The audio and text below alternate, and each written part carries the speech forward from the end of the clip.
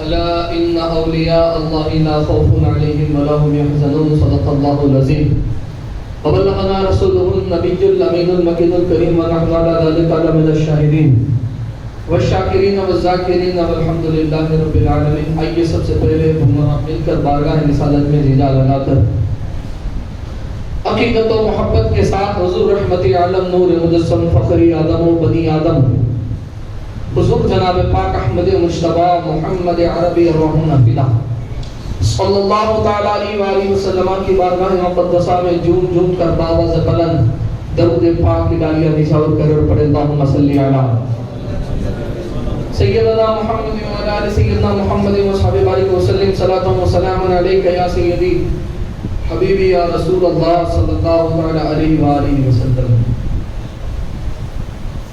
عزیزان ملت اسلامیہ، آج ماہ سفر المظفر کا یہ جمعہ چل رہا ہے جو غالباً دوسرا یا تیسرا جمعہ، اور یہ ماہ بھی کوئی عام ماہ نہیں ہے بلکہ ماہ امام حسن ہے۔ سفر المظفر اور اس کو ماہ حسن بھی بالیقین کہا جا سکتا ہے۔ گزرا مہینہ ماہ حسین تھا اور یہ ماہ حسن پاک ہے۔ اور کیوں نہ ہو، جو مہینے غلاموں کی طرف سے جن کے ناموں سے منتخب غلام جس نام سے جانتے ہیں، تو انہی مہینوں میں ان کی اور ان کے خاندان کی تاریخیں بھی ویسے ہی ہیں۔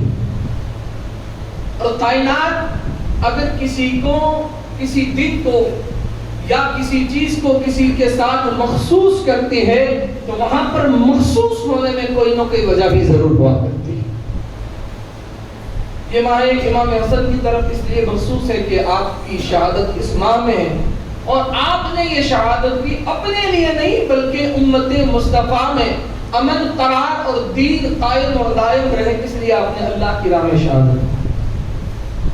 ورنہ الحمدللہ آج بھی ہمارا یقین کامل یہ ہے کہ جس حسن مجتبی کی نسل میں، جس حسن مجتبی علیہ السلام کی نسل میں بیٹوں کے کئی پشتوں کے بعد آنے والے عبدالقادر پیران پیر روشن ضمیر یہ شان رکھتے ہو کہ برسوں پہلے مرے ہوئے اور قبرستان میں دفن کیے ہوئے ایک مردے کی قبر پر ٹھوکر لگا کر زندہ فرما دے، یا پھر یہ بھی کہ برسوں پہلے ڈوبی ہوئی نیا کو باراتیوں کے ساتھ دلہا دلہن کے سمیت 12 سال کے بعد زندہ نکال دے، کہ جس کی نسلوں میں آنے والے عبدالقادر بیٹے کی یہ شان ہو، تو آپ غور و فکر کریں ان کے دادا حسن مجتبی کی کیا شان ہے۔ اور عزیزان ملت اسلامیہ، چند منٹ ہمارے پاس ہیں، اور چند منٹ کی یہ گفتگو میں آپ کے سامنے جو ہے انشاءاللہ تعالی مقام قطبیت پر ہی کرنا چاہوں گا۔ حضرت علامہ شامی اجابت الغوث میں لکھتے ہیں، یہ اجابت الغوث ایک رسالہ ہے حضرت علامہ محمد ابن عابدین کا الشامی۔ انہوں نے لکھا ہے کہ سرکار دو عالم صلی اللہ علیہ وسلم نے فرمایا، کس نے؟ حضور علیہ السلام نے فرمایا کہ میری امت میں کچھ لوگ ہیں کہ جس کی بنا پر تم جنگیں جیت جاتے ہو۔ کیا فرمایا کہ میری امت کے کچھ لوگ کا امت سب سے مخاطب نہیں ہوئے، بلکہ وہ لکھتے ہیں شاہ علامہ شامی کہ سرکار نے فرمایا کہ میری امت میں کچھ لوگ ہیں کہ جن کے بنا پر تم جنگیں جیتتے ہو، اور جن کے بنا پر اللہ رب العزت تمہارے اوپر زمین پر بارش برساتا ہے اور رحمتوں کا نزول فرماتا ہے، سب کے لیے نہیں، کچھ لوگ کی وجہ سے۔ تو کہا کہ جنگیں جیتتے ہو ان کچھ لوگوں کی وجہ سے، اتنی بڑی جنگ میں کتنے والے ہو، اور کچھ لوگوں کی وجہ سے تم جنگیں جیت جاتے ہو۔ تو عزیزان من، انسان جنگیں جیتتا کب ہے اور کچھ لوگ کے بنا پر جیتتا ہے، تو جنگ کے لیے قوت کی ضرورت ہوتی ہے، طاقت کی ضرورت ہوتی ہے، سامنے لڑنے کے لیے بظاہری مال و متاع ہتھیاروں کی ضرورت ہوتی ہے، لیکن یہاں آقا فرماتے کچھ لوگ تو پتہ یہ چلتا ہے، آقا اشارہ دے رہے ہیں کہ وہ جنگ تو واقعی تم ہارنے والے ہوتے ہو، تمہارے پاس وہ قوتیں، وہ ہتھیار، وہ طاقتیں، وہ آب نہیں ہوتا ہے، لیکن ان کی باطنی اور روحانی مدد ہے کہ اللہ نے ان کو وہ کمال بخشا ہے کہ ان کی وہ باطنی اور روحانی قوت سے اللہ رب العزت تمہیں فتح عطا فرما دیتا ہے، یعنی ان کے بنا پر تم جیتتے ہو۔ ہم تو یہ کہتے ہیں آج ہم ان کے بنا پر جیتے ہیں، ورنہ ہماری قوت اللہ اکبر۔ تو فرمایا ان کے بنا پر تم جیتتے ہو، آج کھاتے بھی انہی کا پیتے ہیں، کھاتے بھی انہی کا ہے، لوگ انہی کے بنا پر یہ دنیا قائم ہے۔ کہا کہ وہ لوگ کون ہیں؟ کہ وہ کچھ لوگ کون ہیں؟ کہا کہ وہ میری امت کے ابدال ہیں، وہ میری امت کے ابدال ہیں۔ سن لینا عزیزان ملت اسلامیہ، ابدال ہر کوئی نہیں ہوتا ہے، ابدال ہر کوئی نہیں ہوتا ہے، ابدال ہر ایک وقت میں، ہر ایک زمانے میں روئے زمین پر صرف 40 ابدال ہوتے ہیں۔ کتنے؟ ہر وقت، ہر دور میں روئے زمین پر صرف امت میں وہ 40 ابدال ہوتے ہیں، اور ان 40 ابدالوں کی بنا پر یہ کائنات کا نظام چلتا ہے۔ اور پھر ابدالوں میں ایک مقام ہے، مقام قطوب جسے ہم کہتے ہیں، مقام قطبیت۔ اور مقام قطب کی مثال ایسے ہے کہ کوئی گھنٹی چل رہی ہو، جیسے چکی چل رہی ہو، اور چکی کے بیچ میں جو اس کا جو گول چلنے والا ہوتا ہے، کیا اسے بولتے ہیں کہ بیرنگ وغیرہ جو بھی آپ کی زبان میں بولتے ہیں، وہ گول جو چلنے والا ہوتا ہے، وہ مثال قطوب کی دی گئی ہے۔ کہا کہ وہ قطوب کائنات کا، پوری کائنات کا نظام چلانے میں وہ قطوب کا وہ مقام ہے جو ایک چکی چلانے میں اس لوہے کا مقام ہے، یعنی ایک قطب ہوتا ہے پوری کائنات میں۔ پھر بزرگان دین نے جو اس کی تشریح فرمائی کہ ایریے کا قطب، شہر کا قطب، گاؤں کا قطب، وہ ایک مقام الگ ہے، لیکن قطب روئے زمین پر صرف ایک ہوتا ہے، پوری عرب و عجم میں ایک قطب ہوتا ہے۔ اور مقام قطبیت میں پھر یہ کہ ایک قطب ہوتا ہے کہ جو کسی شہر کا قطب بنایا گیا ہو۔ اور عزیزان ملت اسلامیہ، قطب تمہیں اور مجھے اور ہماری آنکھیں دیکھے اسے نہیں کہتے ہیں، قطب وہ ہوتا ہے، اور مقام قطبیت وہ ہوتا ہے کہ جو رب تبارک و تعالیٰ کے نظام کے چلانے میں مقام حاصل رکھتا ہے۔ یعنی ایک یہ بھی سمجھ لے کہ جہاں جو قطب ہے، اس قطب کے دستخط کے بغیر اس زمین پر کوئی ولی نہیں بن سکتا ہے۔ اللہ رب العزت کسی کو ولی نہیں بناتا ہے۔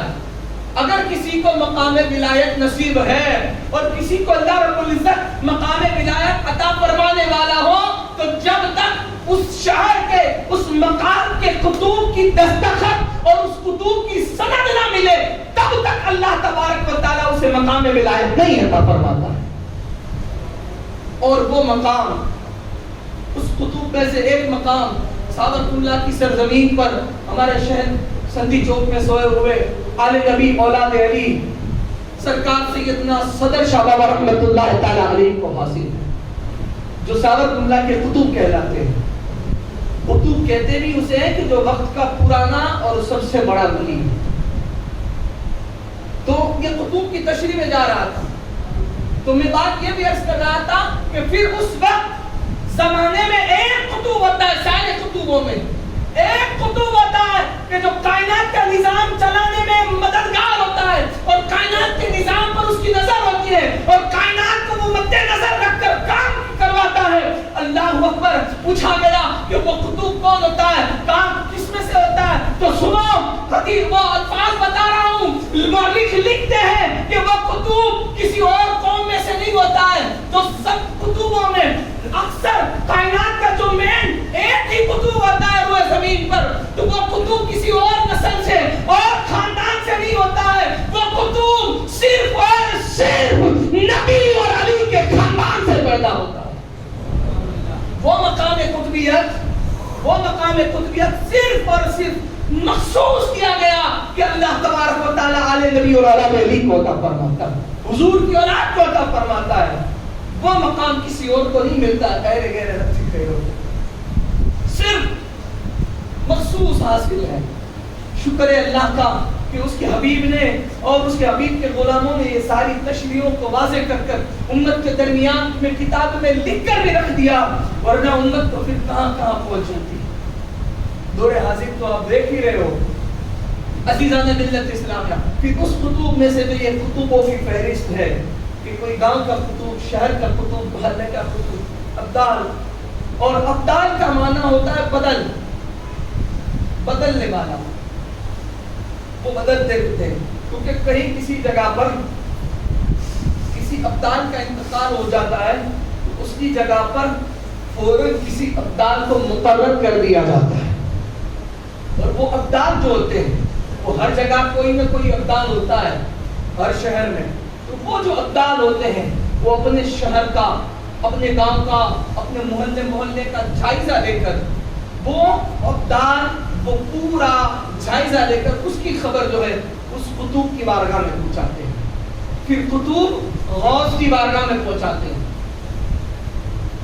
کہ فلاں جگہ یہ چل رہا ہے, فلاں اتنے محیط پہ اہل بیت ہے, فلاں اتنے خارجیوں کا محلہ ہے, فلاں اتنے دشمنان اہل بیت ہے, فلاں اتنے نمازی ہیں, فلاں مسجد کے لوگ اتنے پابند ہیں, فلاں اتنے بے نمازی ہیں, فلاں ایسے ایسے گنہگار ہیں, فلاں محلے میں اتنے زیادہ سود بیان کھانے والے ہیں, فلاں محلے میں اتنے زیادہ شرابی ہیں, فلاں محلے میں اتنے زیادہ پرہیزگار لوگ ہیں. اور پھر اسی کے حساب سے نتیجہ نکالا جاتا ہے. شکر کرو خدا کا کہ یہ کتب یہاں سوئے ہیں کہ سنبھلے ہوئے ہم ہیں. شکر کرو خدا کا کہ یہاں سوئے ہوئے ہیں کہ سنبھلے ہوئے ہم ہیں. سوئے یہ ہیں اور سنبھلے ہم ہیں, ورنہ ہمارا حشر بھی کہیں لوط علیہ السلام کی قوم کی طرح, تو کہیں نوح علیہ السلام کی امت کی قوم کی طرح, تو کہیں نہ جانے کس کس قوم کی طرح ہو چکا ہوتا. ہمارے پر نگاہ تو ڈالیں اور دیکھ لیں عزیزان ملت اسلامیہ, آپ حدیثوں کی کتابیں اٹھا کر دیکھیں, قرآن کا مطالعہ کریں. جیب کی کوئی بات مجھے کہنا پسند نہیں ہے کہ جس نبی کے دور میں حضرت آدم علیہ السلام سے لے کر بعد میں جتنے نبی آئے, ہر نبی کی امت رہی. نوح علیہ السلام آئے تو ان کی امت میں آئے, یوسف علیہ السلام ان کی امت میں آئے, یعقوب علیہ السلام ان کی امت میں آئے, لوط علیہ السلام ان کی امت میں آئے, یحییٰ علیہ السلام ان کی امت میں آئے, زکریا ان کی امت میں آئے. الغرض نام لوں گا تو وقت نہیں ہے کہ نام بھی کافی لے سکوں, یہ اتنے عظمت والے 1,24,000 کم و بیش انبیاء اکرام علیہ السلام تشریف لائے, ہر ایک اپنی اپنی قوم میں تشریف لائے. آپ بتاؤ میں نہیں, آپ بتاؤ کیا ان 1,23,999 انبیاء, کل 24,000 اس میں سے ایک کو نکال دو حضور علیہ السلام کی ذات کو, 1,23,999 انبیاء نبی رسول تشریف لائے, کسی کی قوم موجود ہے اس روئے زمین پر؟ بتاؤ نا, ہے موجود نہیں ہے. کیوں؟ منع کر دی. کسی کے قوم کو ان کے نبی نے دعا فرمائی تو اللہ نے زمین کو آسمان میں اور آسمان کو زمین میں تبدیل کر کے پلٹ دیا اور فنا کر دیا. کسی پر آگ برسا دی, تباہ کر دیا. کسی کو زمین میں قتل کر دیا, تو کسی کو کس طرح فنا کر دیا. جب نچوڑ آپ نکالو گے کہ اتنے سارے انبیاء نبیوں کی امت کو فنا کس لیے کیا گیا, وہ نبی بظاہر وصال بھی ہو گئے, امت باقی رہی لیکن پھر بھی تباہ کر دی گئی. کیوں تباہ کر دی گئی؟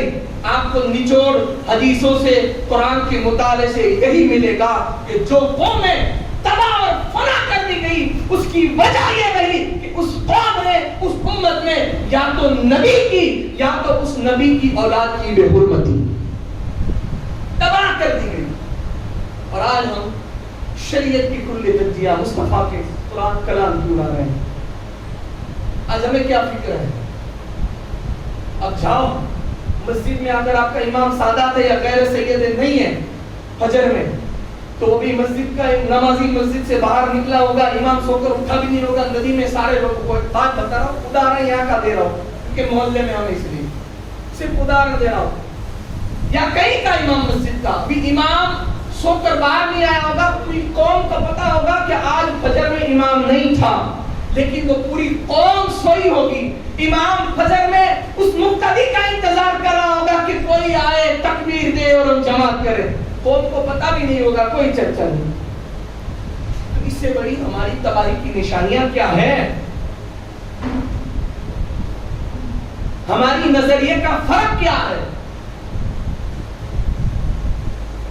اب جانے زندگی کا اپنی زندگی کا جائزہ لیں, اور پھر بھی ہم وہ مسلمان ہیں کہ ہم جنت میں چلے جائیں گے بے حساب, اور نعرہ لگاتے لگاتے.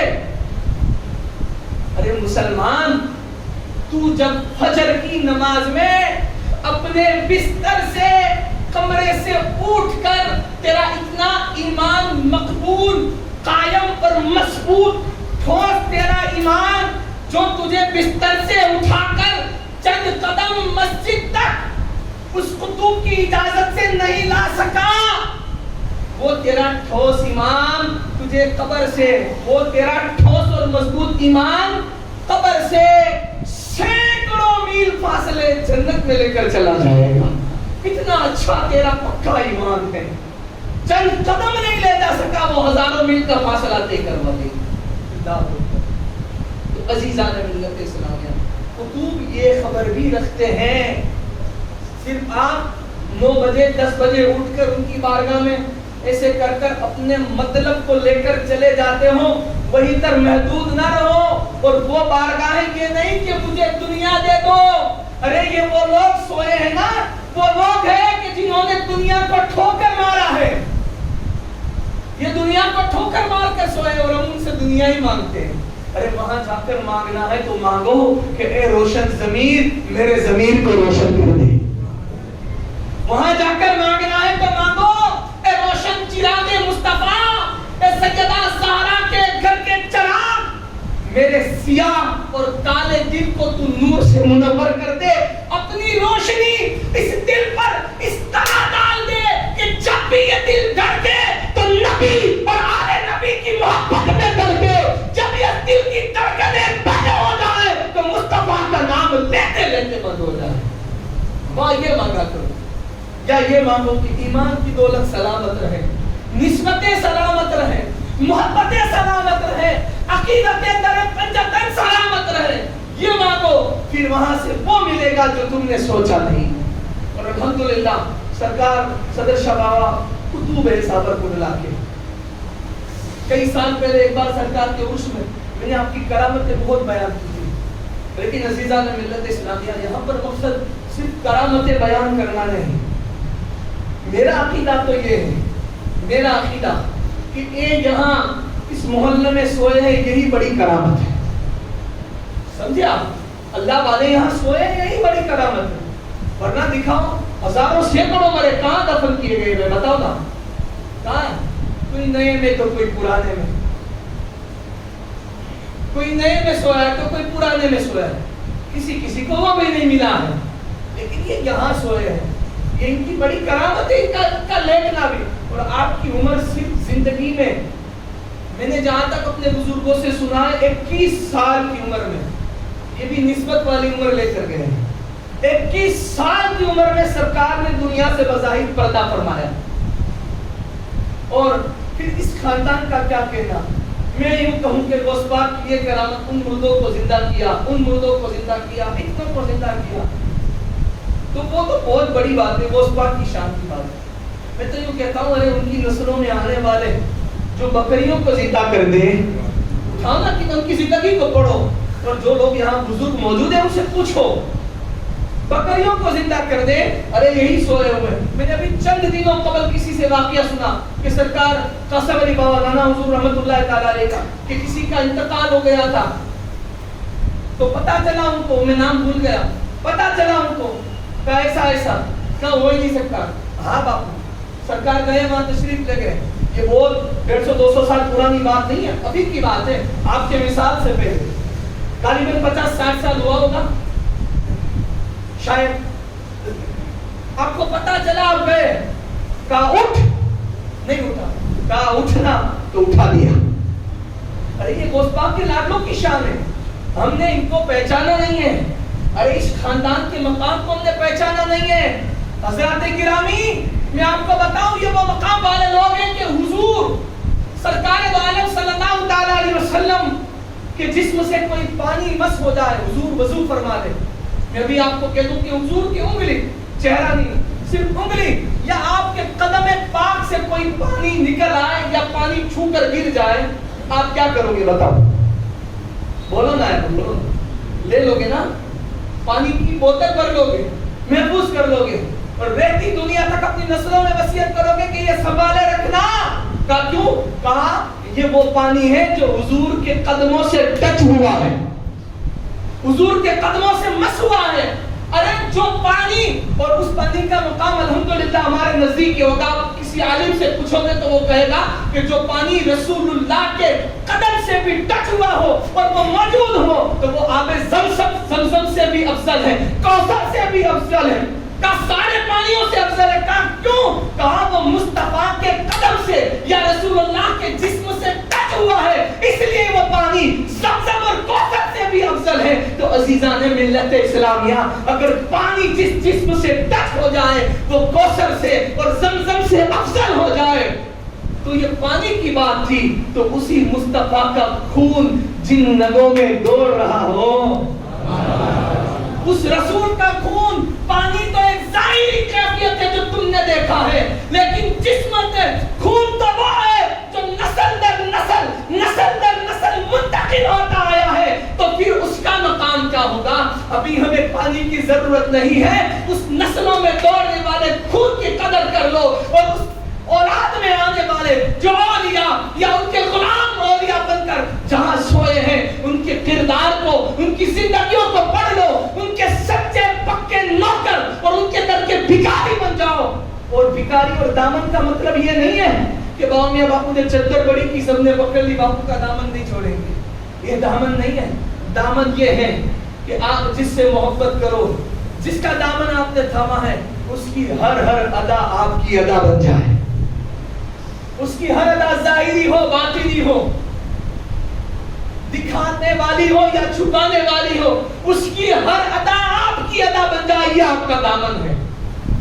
آپ کی فکر یہ بن جائے، کون راضی ہو کون ناراض ہو کچھ پرواہ نہیں، بس مجھ سے میرا مرشد، میں جس سے محبت کرتا ہوں وہ راضی ہو جائے، تو یہ آپ نے دامن تھاما ہے۔ اور پھر جب بندہ اس مقام کو پا لیتا ہے، میرا مرشد راضی، یعنی فنا فی شیخ ہو جاتا ہے، تو پھر مقام دنیا میں پھلا بلا اور جھلا والا نہیں رہتا ہے، پھر مقام یہ ہوتا ہے کہ کائنات کبھی اسے امیر خسرو کے نام سے جان لیتی ہے، پھر مقام یہ ہوتا ہے کہ کائنات اسے نظام الدین اولیاء کے نام سے جان لیتی ہے، پھر مقام یہ ہوتا ہے کہ کائنات اسے بختیار کاکی کہہ کر پکارتی ہے، اور پھر غلام میں مقام یہ ہوتا ہے کہ کائنات اسے فرید الدین شکر گنج کے نام سے جان لیتی ہے۔